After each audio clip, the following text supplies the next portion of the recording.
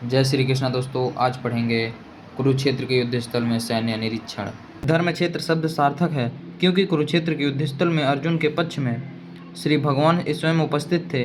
कौरवों का पिता धृतराष्ट्र अपने पुत्रों की विजय की संभावना के विषय में अत्यधिक संदिग्ध था, अतः इसी संदेह के कारण उसने अपने सचिव से पूछा। उन्होंने क्या किया? वह आश्वस्त था कि उसके पुत्र तथा उसके छोटे भाई पांडु के पुत्र कुरुक्षेत्र की युद्ध भूमि में निर्णयात्मक संग्राम के लिए एकत्र हुए हैं। फिर भी उसकी जिज्ञासा सार्थक है।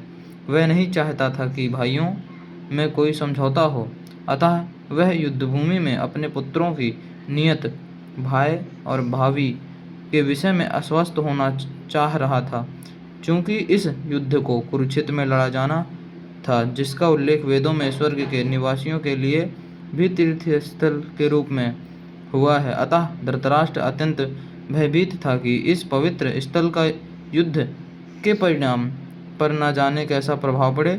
उसे भली भांति ज्ञात था कि इसका प्रभाव अर्जुन तथा पांडु के अन्य पुत्रों पर अत्यंत अनुकूल पड़ेगा, क्योंकि स्वभाव से वे सभी पुण्यात्मा थे।